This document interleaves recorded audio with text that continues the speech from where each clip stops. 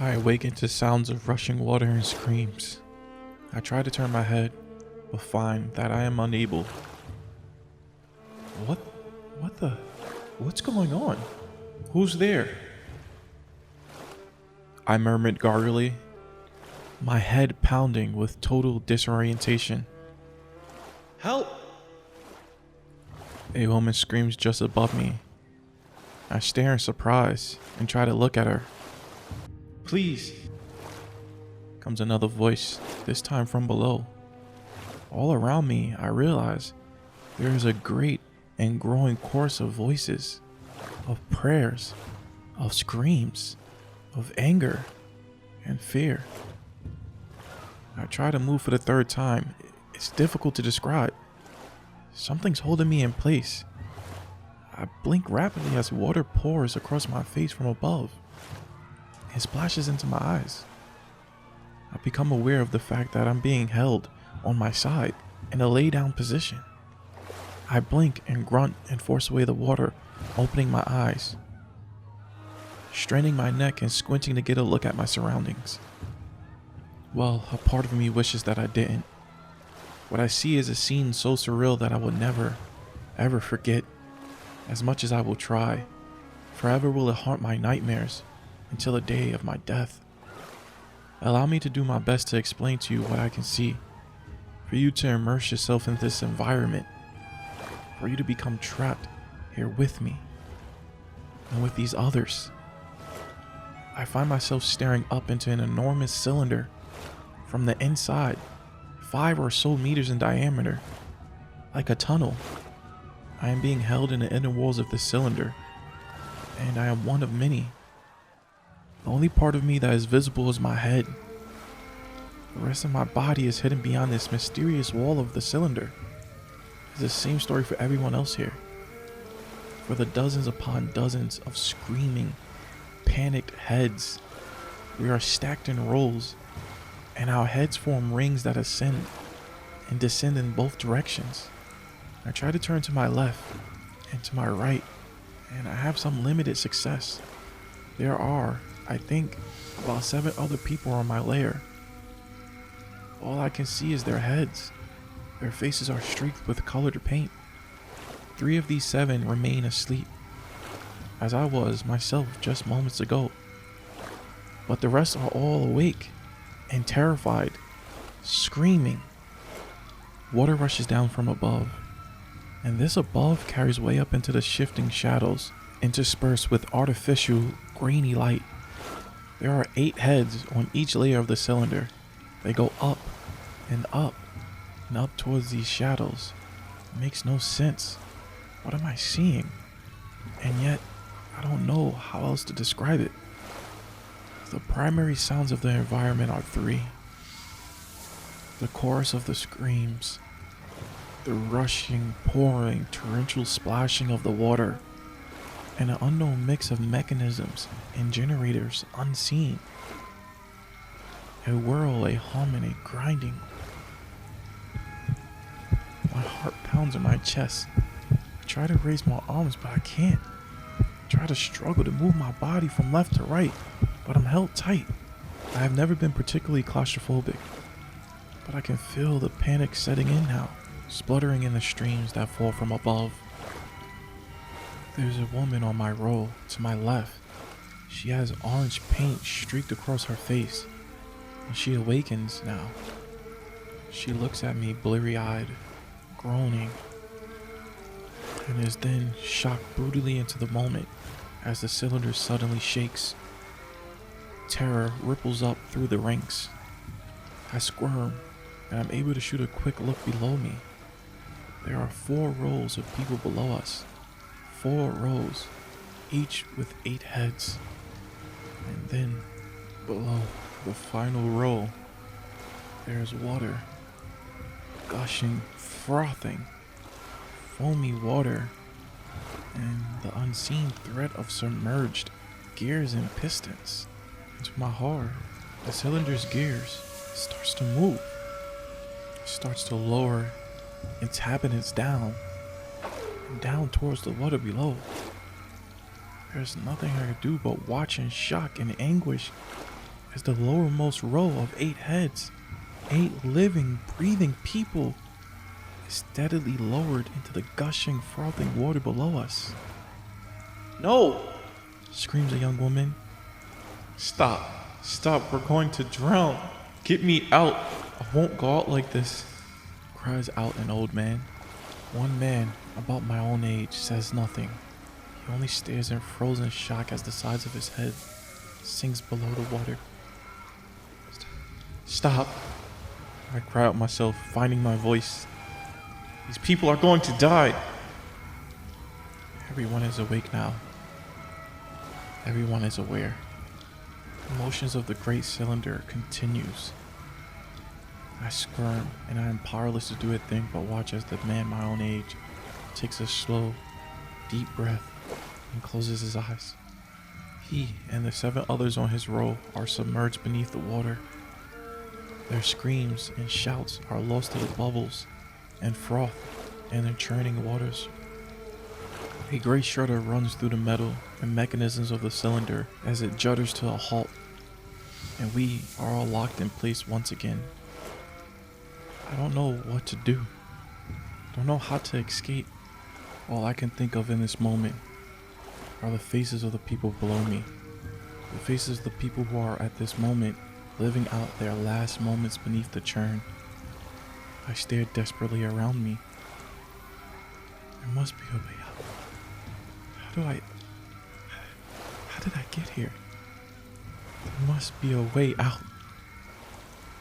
"Hey," I shout to the woman next to me with the orange paint, her face frozen in fear. "Hey!" Her eyes flicker to mine. "What can you see? How are we gonna get out of this?" But I don't know what I'm saying, really. She's just as clueless as myself. I cry out in frustration as I try to move, as I try to draw my head through the middle of the cylinder. There's something just keeping me locked in place. I can't move any further out, and I can't retreat further in. If I could get out, maybe could I climb to safety? Climb to safety using the heads of the fellow men and women as stepping stones? The thought is a grim one. I cry out in alarm as the cylinder shakes again. A shiver is sent rippling through the metal, and the sound of the grinding grows louder as it did before. The cylinder, again, has begun to move. Down we go, lowering us towards the ravenous water beneath. "Fuck!" screams a woman from the lowermost level. "Fuck. No, I did." But her words become lost as her mouth fills with water. She splutters and chokes as the cylinder lowers her, and all of the others on her level into the darkness of the frothing water below. Someone besides me laughs. It is a mad sound, the cry of a lunatic. The cylinder judders to a halt, allowing itself a moment to digest its latest waterlogged meal. There are now only 2 rows beneath me. 2 more rows, and then it is I who will be at the mercy of the water. I've never particularly liked water. I know how to swim, sure, but not in the ocean. Not in pools without adequate lighting. Not in lakes. Nowhere where I can see the bottom. I shoot a desperate glance below. Who knows how deep this thing goes? Who knows how many countless layers upon layers of souls have been lost into this monstrosity? "Help! Please, help!" I scream. "Let me out! You have to let me out! Now! Let me out! Please! Please!" But I am answered by nothing more than a rush of water from above, cascading down, and with the echoes of my own distress reflected back at me from all the people around me. My mind races as I desperately try to formulate a plan. I try again to move my head in and out through the cylinder walls, but it is locked firmly in place. It feels like there is something around my neck that is preventing me from adjusting myself. I try to bring up my hands to fiddle with it, They are stuck by my sides. I am held in what feels like a tight container, like a coffin, a headless coffin. I shouted in frustration and kicked my legs, but there is no space for them to kick. Not really. I moved my hands around the limited space afforded to them, looking for a catch, a switch, a button, or a panel, or anything. But there is nothing. Only uniform and rough metal. The cylinder grinds, and we are juddered and rocketed as we are lowered. I listen to the sounds of the shouts and the prayers get lost to the churning tides below as another layer of people is submerged slowly beneath the water. There must be something I could do. Something. Anything. Despite being so close to death, it still doesn't feel real. I'm the main character of my story. God damn it. What kind of story ends in such confusion in such a disturbing place with no warning? I have to go on living. I have to, because it's quite simply all I ever known. I squint and splutter as another torrent of water falls across my face. I strain my neck away from the flow and peer up towards the top of the cylinder. I can't see it, however, the top? I don't see where the rows of heads begin. They just keep going, up and up and up. It could be endless, for all I know. The curious lights and shifting shadows above could be 100 meters away, or it could be a kilometer. It's impossible to tell the distance. It's like being in a factory. I decide, a factory for drowning. Shit, the woman beside me is babbling something about her daughter. I think she's talking to me, but I don't know, really. The man beneath me calls up to me. I am one of the few not screaming. Perhaps that's why. My friend, buddy. I try to look down at him. You are thinking, right? What are you thinking? I don't know. I shout back at him. There must be a way out. There has to be. I hope you think of a plan. He says to me, I think my time might be up. I tried my best for a good life. The unseen mechanisms swirl. The cylinder groans and creaks, and we sink towards oblivion. No. I shout out, no! But the ring of people beneath me are lost to the water. They disappear into the dark churn, into the corner of my eye. I see the man beneath me close his eyes as he is swallowed beneath the surface. The cylinder shudders to a halt. The froth of the water is close now, right by my ear. The sound of the cascading and the splashing and the rushing is torrential. My role will be next. Myself, this woman shouting about her daughter, and the other 6 in this ring are all about to be drowned in this terrible place. Cold terror ripples up my spine. I start doing my best to breathe in and out.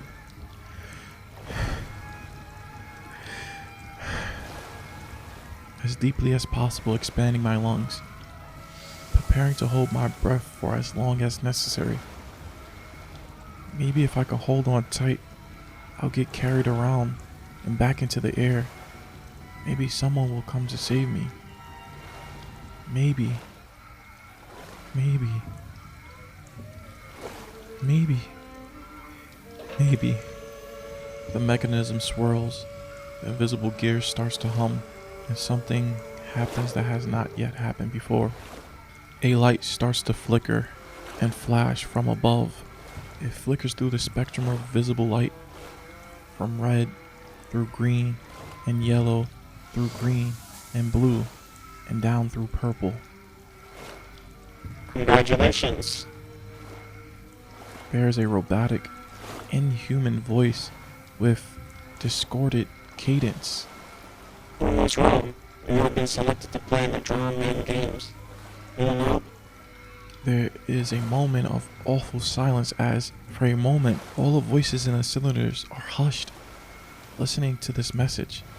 And then, instead of being forced down into the water, I hear a clicking from my neck, and I am met with a sudden rush of force as I am carried away. 1 second I am staring roughly to my side, my head angled slightly up towards the sky as water splashes against my face. The next I am being drawn away and my vision is replaced by darkness. I am hauled through the cylinder walls in the pitch black. The box that I was trapped in acting as some kind of transportation cart. My head, of course, remains free and unable to see. I can only feel, and what I feel is the rush of cold air against my skin. I grit my teeth as I am carried through the darkness at a monstrous speed, my eyes tightly clenched shut. I am not a religious man. I'm culturally Hindu, but I don't know if I ever really believe in a creator. Though, that being said, I mutter to him now, let me survive this, Almighty. Please, I beg. I'll be a better man, I promise. I swear. I swear. The speed of the cart begins to slow. It's subtle at first, but we really do begin to decelerate. And the level of the lights starts to gradually increase. My heart pounds as the cart starts trundling, then rolling gently to a final bump, where it comes to a quiet, unnerving stop. I take a second just to breathe. In and out, in and out.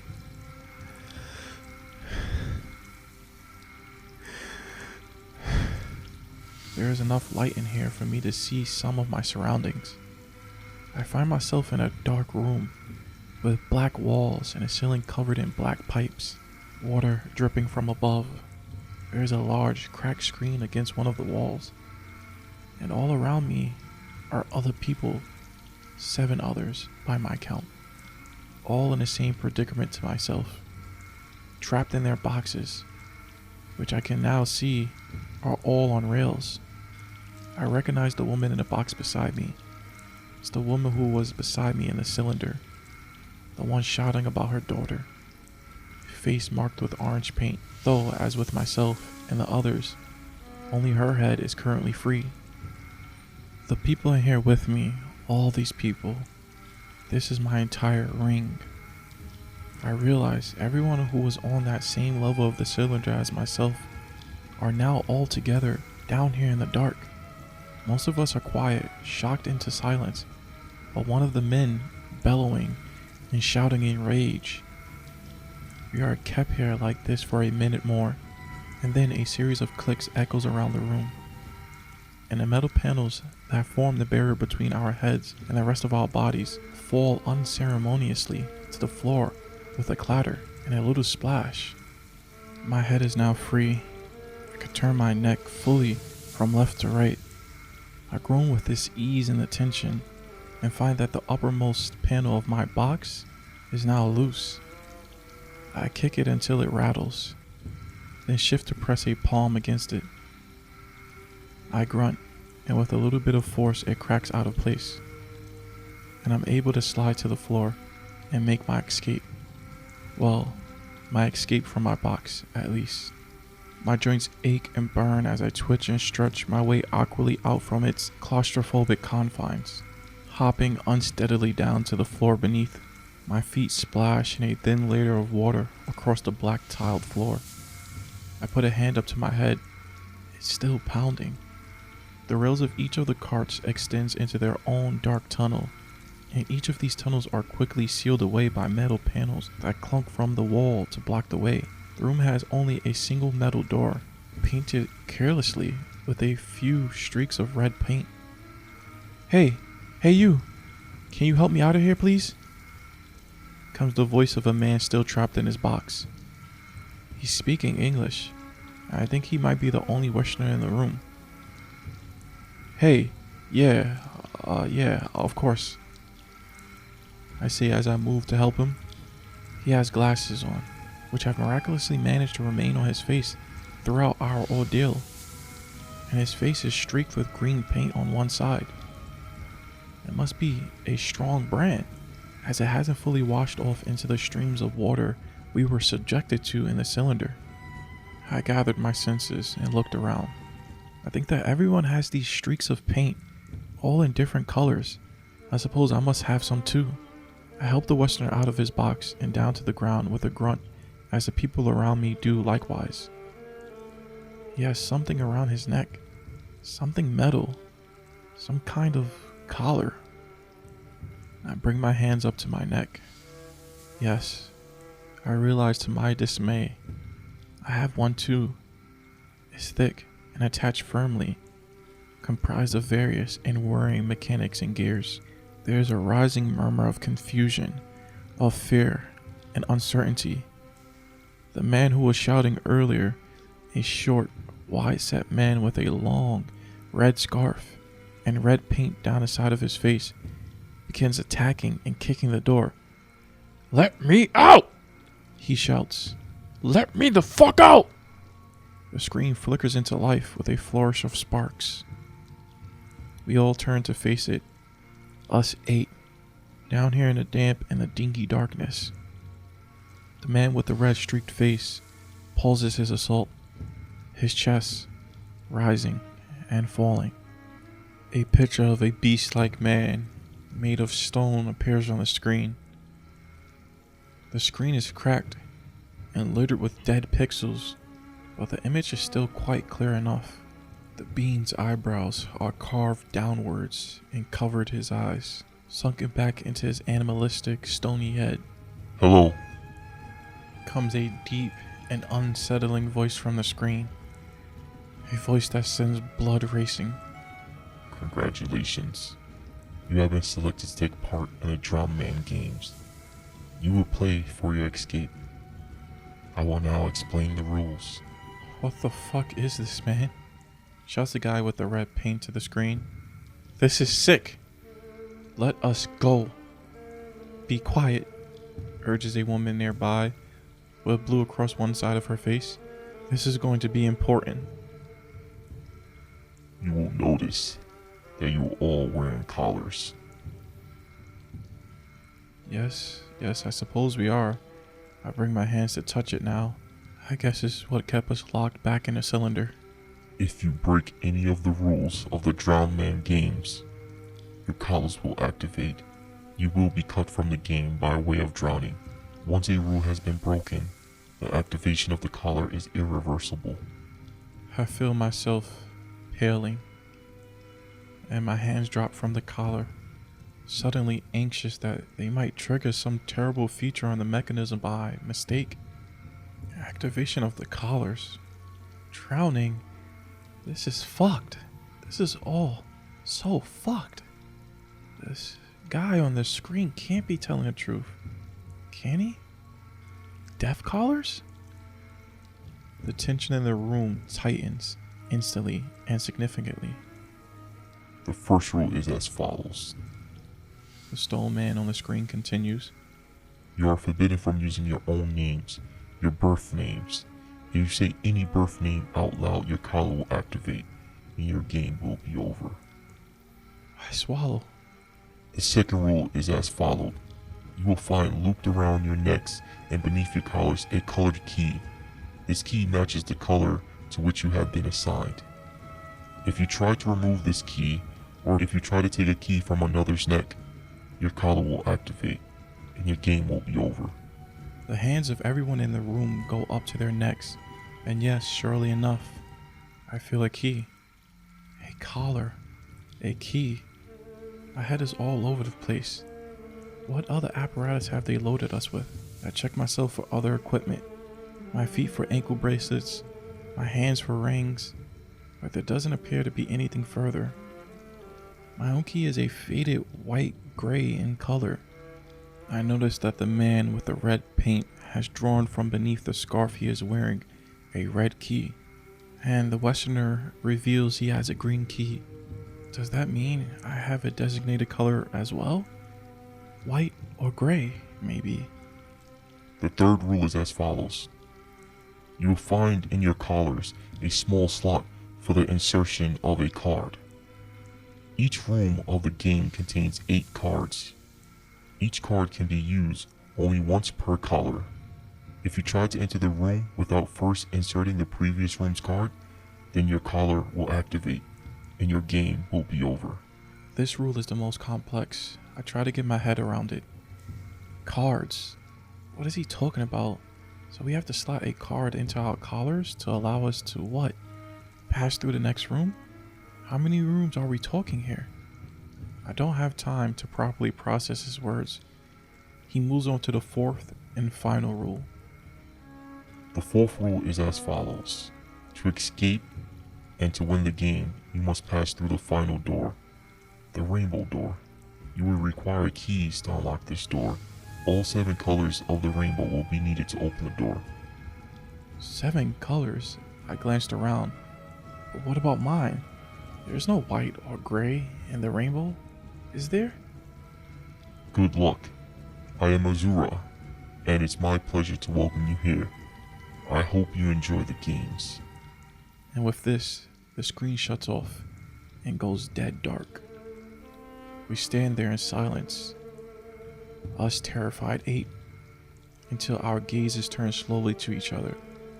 A girl with yellow streaks down the left side of her face, one who can't be much older than 18, crumbles down to the ground and begins to cry. No one moves to comfort her. The woman with the blue across her face speaks first. Rule number 1, she says. The guy said no names. The guy, comes the voice of the westerner streaked with green. The guy, she replies, doing her best to stay calm. The guy made of rock, the Azura, he called himself. He said no birth names. So what are we gonna call each other? Why the fuck does that matter? The guy with the scarf and the red paint replies angrily, throwing out his arms. The only thing we need to do is work out how to escape and how to get these damn things off. He reaches up to struggle with his collar, and the 2 people closest to him cringe and back away. Fucking idiot, says a girl streaked with purple. Stop, what if it sets it off? It's not gonna set it off, he retorts. The voice on the screen was bluffing. Well, say your name then, says a man also streaked with purple, albeit a different shade. What? Say your name, say it out loud, and we'll see for certain if it's a bluff. The red man hesitates, glaring at the man in purple. He opens his mouth, and for a second, I think he's gonna do it. He then swears and mutters to himself underneath his breath instead. Fine, so what are we going to call ourselves? What about our colors? I say, speaking to the group for the first time. Everyone turns to look at me. Seems obvious to me. I point to the man with the red down the side of his face. You'll be red. I point to the woman in blue. You'll be blue. What about us?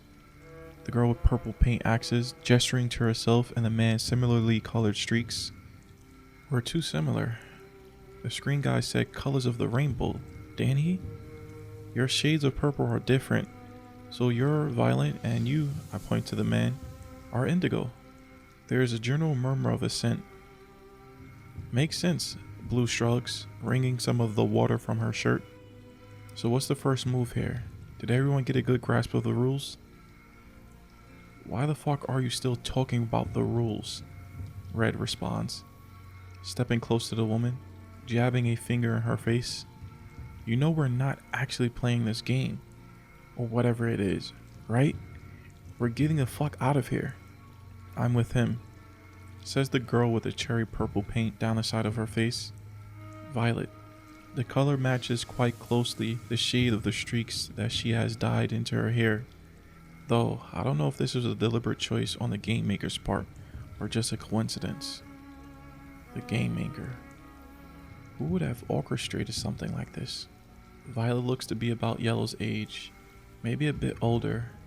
I doubt she's even in her 20s, or if so, just barely. If we play the game, then we're accepting what's happening.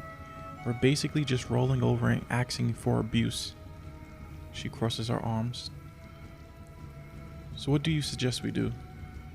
Blue axes, putting out her hands. What's your escape plan? How are you so damn calm? Red mutters, shaking his breath. You an expert in getting kidnapped, huh? Drugged and kidnapped and abused, tortured? He reaches up and grabs his collar, giving it a dangerous rattle. I suck some air through my teeth in morbid expectation, but nothing happens. And what the hell is this? Collared like a fucking dog? I won't stand for it. He points at some of the quieter members of the group. Hey Lanky, Indigo, whatever fucking color you are, how about you stop just standing around and make yourself useful, eh? Start trying to break those barriers that come down and blocks the rails. Maybe we could climb back up through them. You too, Green. He turns to the Westerner. You even speak Hindi? Green nods and opens his mouth to respond, but Red switches to English before he can do so. Break those damn doors already. Comprehend? He turns to me. Gray, search the room. See what you can find. Gray. I guess that's my color then. Not one of the rainbow colors though. Blue interrupts the man's stream of orders. I don't recall deciding on making you the leader. If we're going to survive this, then the first thing to ensure is that we all have a grasp on the rules of the... Fuck the rules. I don't give a damn. He gestures to Yellow with a jerk of his thumb. Get that girl to shut her damn crying the hell up already. You can maul the rules over all you like as you do that. Blue glowers at him, but chooses not to argue in this instance. She instead does as he suggested, and goes to try and comfort Yellow. Red points at Violet and beckons her over to the metal door, the only door in the room. You, get over here and help me work out how to open this. And you, Orange Lady, help Gray get to searching. I want this place raided and shuttered up by the special police by the end of the day. End of the day? We don't even know what time it is. But we get to work. We move about in a daze. Well, some of us do. Red seems like he's going to explode at any given second. Blue remains eerily calm. And there's an undercurrent of quietly bubbling panic flowing around the group. It seems almost too dangerous to believe that any of this is real. Far safer to pretend we're in some kind of bizarre dream. Any moment now, we'll wake up safe and soundly in our beds. Any moment now. As I search the room, I find myself next to the woman from the very beginning, with the orange streaks of paint across her face. She does not appear to be engaging very well with what's happening. She stares right through her surroundings at nothing. Hey, I say to her, are you alright? Her eyes flicker over to mine, unblinking. No, she says. No, not really. You were next to me in the cylinder. I tell her, you were talking about your daughter. The woman pales. She's only a kid, she whispers. The last thing I remember before waking up in this nightmarish place. We were walking home. She'd run on ahead. She was standing on the opposite side of the road to me, and she turned around to call for me to hurry up. And that's it. That's all I have. Next thing I know, I'm next to you, water pouring into my face. She lurches suddenly forward and grips my shoulder. What if they took her too? She chokes out, her voice thick with anguish. What if she's down here too? What if she's already been drowned? No, they wouldn't, I reply. I don't know if that's true, of course. I have no idea what the people in charge of this hell show are capable of. Just stay calm, alright? I do my best to channel a diplomatic aura, to sound reassuring. We have no proof she's down here. How old is she? You said she was a kid. She's 11, she replies, releasing me and wiping her tears. Right, well, I didn't see a single kid in a cylinder, not one. I saw dozens of faces, and none of them belonged to children. I gestured to Yellow and to Violet. Those girls are the youngest I've seen so far, and I doubt they're younger than 18. You'll have to ask them. She nods, not quite convinced, but hopefully taking my logic on board. Yes, perhaps. Surely they wouldn't. No one could do that to a child. Guys, comes a voice from the other side of the room. It's Blue's. She successfully put a stop to Yellow's sobbing and stands beside a cluster of shadowy pipes in the room's corner. I found something. Orange and I exchange a look, and we head over. Red and Violet have been unsuccessful in opening the door, and Red gives the metal a strong kick with his foot, grumbling before he joins the rest of us. Blue crouches down beside a small, squat gray locker, though his little door is battered and is cracked open a slither. Once we're able to see, she reaches down and tugs the door open, revealing inside a set of red cards, each with a little chip in the lower left corner.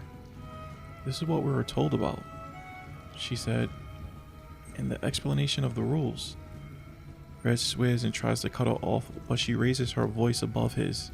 You might not like it, but if we're going to survive this, then we need to think rationally. Don't talk to me about survival, mutters Violet under her breath. About rationality. I glanced to her.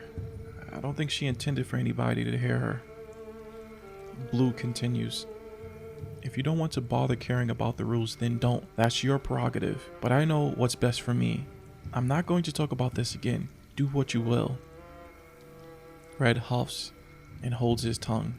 These are the cards that Azura was talking about on screen. There's the keys. She jingles the little blue key on the cord beneath her collar. And there's the cards. She reaches into the locker and grabs a couple. The implication is that every card will only work for each collar once. She looks at me, and I feel the weight of her gaze. I open my mouth to talk, but then realize that she isn't actually looking at me. As such, she's looking at my collar, searching it with her eyes. She reaches up to her own collar, her fingers touching and tracing the metal until she finds what she's looking for. A thin, dark, card-sized groove. And she slides one of the cards right into it. The collar beeps and chimes, and every single one of us takes an immediate, hasty step back. Well, all of us except for Indigo. He smiles to himself. Yes, here. Pass me that card. Blue does so, watching as he fiddles about with his collar until he finds the slot, then inserts the same card that Blue used. There's no noise this time. He reaches out his hand to Blue and she gives him a new one. He tries this and the collar responds with a beep and a chime. Quite simple really, he says, his mouth twitching into a smile. How many are there? Red and Violet both ask more or less the same time. Hey, please, could I have one? Yellow asks in a desperate voice, reaching out her hand. Well, I need one as well. Red butts in, shoving his hand down towards Blue. Wait, please leave one for me, Orange says, jostling with the others for a position. Hey, Blue shouts, pushing them all back. Calm the hell down. There are 8 cards, okay? There's one for each of us. Just slow down. She hands out the cards one by one, and we each slide it into the slot on our collars, listening for that beep and the mechanical chime. I am the last one, and once my collar has been activated, the metal door with the red paint across it starts to swirl. We all turn to watch as unseen gears grind and roll, and the door slides its gradual way out of sight and into the wall, revealing a passageway down into the dark. For a second or two, nobody moves. Then Red breaks the silence. Okay, I guess we don't have much of a choice for now. Then he turns to Green and to Indigo. Did either of you manage to dislodge those panels in the wall? He is met with shaking heads. He turns to Orange and I. What about you two? Find anything helpful? Any pipes that could be dislodged? Orange shakes her head. No, I reply. I'm sorry. He swears to himself and rubs his forehead. I guess we really are just pawns for now. Shit. He doesn't step forward though. It is Blue who makes the first step, striding her way through the door and down the corridor. Red hurries along after her, and then one by one we all follow. What are we doing here? I wondered as we walked, my heart pounding. Why us? What do we 8 all have in common? Anything? And what the hell is happening back there in the cylinders? Are all those other people still frozen there? Or are they being drowned row by row? Factory style, production line murder. The corridor eventually opens up into a room much smaller than the last. There are 8 desks, primary school style. Each desk has an old, bulky computer attached, and each of the monitors have been splashed with a lick of paint. The only other feature in the room is another door like the one we just passed through. Metal and streaked with red. The hell is this? Violet asks, brushing her soaked through hair behind her ears. Surprise test time? No one laughs. Blue considers for a moment and then sits herself down at the desk with the computer marked with blue. Green does likewise, and then we all do the same. I sit down at the computer splashed with gray or white, I'm not sure. It looks white to me. There's a keyboard and a page with a couple lines of text. You have 45 minutes. You may record through your thoughts here. After 45 minutes is up, they will be sent out. You guys seeing this? Violet asks the room. Sent out? What does sent out mean? A sudden flash of red catches our attention up above the metal door. We turn to look at it, and an LED is revealed, hidden formally in the shadows. It shows a time that is already ticking steadily down. 45 minutes. 44 minutes and 59 seconds. 44 minutes and 58 seconds. 44 minutes and 57 seconds. Looks like we have about 40 minutes then, Blue says coolly, stretching her back before placing her fingers onto the keys. She begins to tap. 40 minutes to what? Asks Orange, shooting me a desperate glance. But I have just as much knowledge as she does. Blue doesn't respond, and before long the sound of clicking keys fills the room. I take a moment to consider. This doesn't seem to be any kind of test, and there's no real way of knowing what's going to happen until the 40 minutes are up. I also don't want to waste such an opportunity. I look around me. Should we use our names? Yellow axes to the room. To a general murmur of dissent. It's not a risk I would take, Indigo replies.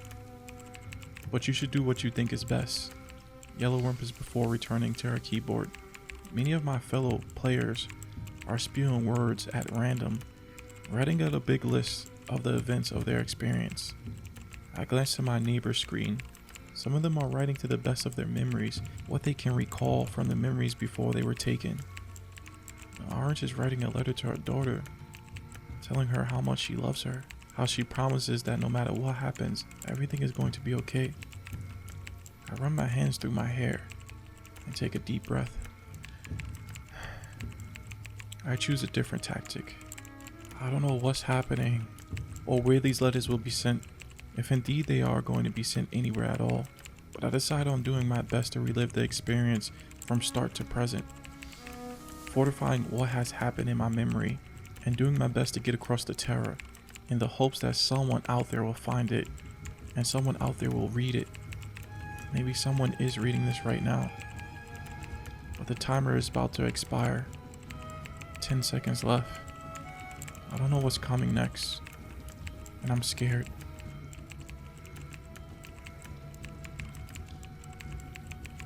This is your buddy Darkness.